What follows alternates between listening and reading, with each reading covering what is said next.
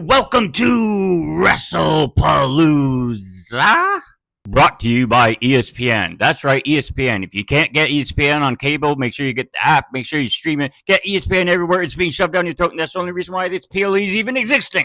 So we start off with Brock frickin' Lesnar. Whatever gear this guy is on is insane. The man is 48 years old. I've never seen him bigger, badder, and more brutal in my entire life. Poor John Cena. This is supposed to be his farewell tour. He's got 3 months left in the WWE, and for some reason they decided to use him to put Brock over and basically beat the living shit out of him. Say what you will about WWE, because we know it's scripted and stuff like that, but those things that happen in the ring hurt. And John Cena being thrown into those buckles and being tossed around like that, the man was welted and beaten and oh fuck. You can't do that to a man that age. Jesus Christ, what are you doing? But don't worry about all that, because this is brought to you by American Beer. That's right, they're going to rebrand this as the Hulkamania of beers, to immortalize Hulk Hogan. Get American Beer, because, it tasted like piss before and they couldn't sell it because, it was a big racist beer. But hey, now we're going to rebrand it because we need the money. Match number 2 of the night. Here come our 2 favorite Uso brothers. No yeet, no oos. I'm done hearing both those phrases. They basically should just dress them up as cheerleaders and have them come out with pom-poms, because that's all they do is they just hype up a crowd and that's it. Then they go off and just go backstage because they do nothing with their storylines anyways. They revert them back to being a tag team again because neither one that could be solos. So, screw it. The only good part about it was being able to see Braun Breaker and, Braun Strowman basically beat the living shit out of them and make them hurt and bleed, and that was actually cool to see.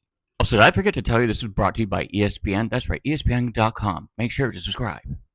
Now, at least this next match, Stephanie Verkara versus Io Sky, was something of salvageability of the entire PLE, because it was a great match, and Stephanie Verkara, boom, wins, gets the championships, as she much deserved to get it, and she did a crazy moonsault corkscrew 360 in the air to end the match as a new finisher, and I had to watch it twice. Thank God they even had slow motion for that one, because my eyes did not know what I just saw. That was impressive. Moving on to the next. Again, this is brought to you by ESPN. Papa John's and Snickers. It satisfies. And don't forget, Prime.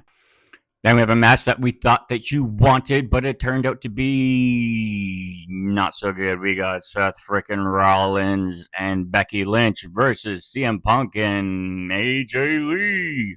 Couldn't take the match seriously at all. It was actually the biggest filler of the entire night. Nothing really was happening with it. It kind of looked like a whole bunch of friends that are out there just fucking around and having fun, and who cares that AJ Lee won by submission? That's how that ended, and there's really nothing of note to talk about it at all. Don't forget, Wrestlepalooza is brought to you by also Slim Jim and Cricket 5G. Get in the game. And our main event card of the night is Drew McIntyre, the Scottish Warrior, the man who has been built up and is amazing on the mic, tremendous physical condition, can do it all. And he loses to Cody Boring Rhodes. I don't really know what WWE is doing anymore. Obviously, they're just interested in money and money alone, because they have PLE for everything now. Their makeup matches at the last second. I mean, LA Knight was a special guest referee. They threw that together the night of. Everything is just merch. Subscribe to Netflix. Subscribe to ESPN. We're here. We're there. We want to be everywhere. Oh, and by the way, we also have 5 podcasts. Oh, and by the way, this one's on stream. And by the way, this one's on this network. This one's on that network. All the WWE is no longer no gas, no brakes. It's all ads, more money. Glad I could save you from watching it. If you did watch it, let me know in the comments below if you agree with me. Peace.